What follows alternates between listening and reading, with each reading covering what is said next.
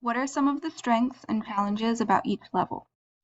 The connections, or heroes and holidays approach, is not multifaceted enough. First, its limitations to particular events or time frames within the year gives the information being taught a feeling of fleeting importance. The perspectives being presented are not connected to anything that occurs either before or after each of these lessons, and so they are easily dismissed. The connections approach often views these lessons in a lens of otherness, and so the persons and cultures being discussed are more often viewed as strange, ethnic, or atypical. The additive ethnic approach is little better than the connections approach. While the additive ethnic approach attempts to incorporate ethnic content into the core curriculum, it does so in a way that is additive so as not to restructure the entire course, which is most often explained as being too difficult.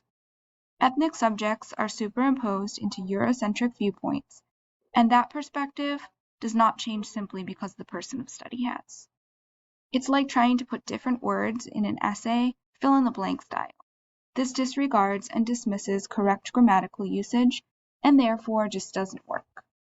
The transformative approach takes the core content, or the core issues, within both the connections and additive ethnic approaches, and strives to change the core curriculum so that it reflects an array of ethnic perspectives. In this way, all perspectives are seen as the core and does not default to the Eurocentric views being central and all others being additive in nature. This takes away the history as written by the victor's approach by dispelling the idea of who the victor is and giving all sides a voice. Every perspective is valuable and contributes to the whole. The decision-making and social action approach adds onto the transformative approach by making it highly collaborative and action-based. This approach asks students to think independently about what they are learning and apply learning to their current realities to enact change. What does it mean to be a culturally competent teacher? How will you teach your students to be culturally competent? Why is this important for Black and Brown students, but also white students to be culturally competent? Being a culturally competent teacher means that you see and acknowledge your students for who they are ethnically and culturally, and think about how the curriculum you teach connects to them. I teach my students to be culturally competent by making sure the curriculum is ethnically and culturally reflective in a widespread way, and therefore, in turn, ensuring students are able to relate their own ethnic experiences with students of other ethnic and cultural backgrounds. It is important for both Black, Brown, and white students to be interconnected in a deep way, and realize that each of their ethnic and cultural backgrounds and how they function as pieces of a whole. An understanding of one experience is not above another in importance, but the acknowledgments that each of these experiences is not equal is also highly important. In what ways have you demonstrated each level within your own professional environment, which, if any, still needs to be addressed?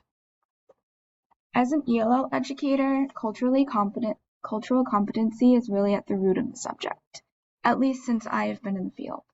It's difficult to imagine an ELL classroom functioning in any way but reflective of the diverse students from various ethnic and cultural backgrounds that learn in our classrooms. Because multilingual education is typically highly individualized, it is more expected of the ELL teacher to reevaluate and change their core curriculum on a regular basis based on student need. This allows for many opportunities to reassess, recreate, and ensure appropriate ethnic views regularly.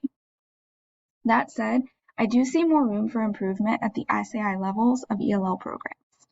SEI classes are mainstream classes, and too often SEI support is seen as an additive itself. ELL educators are expected to collaborate with mainstream teachers to ensure effective linguistic education. However, these mainstream SEI educators are the leaders of and masters of their own subjects.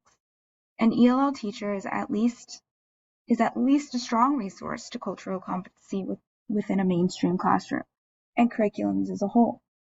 However, there is often resistance to allowing a non-mainstream subject teacher, in this case the ELL teacher, to provide input since that is not their focused field of study. A history teacher with a master's in history is reluctant to take into consideration the views of someone with a master's in ELL. There needs to be a fundamental shift in views at the core levels, which is often difficult to achieve. Only then can discussions of curriculum change happen.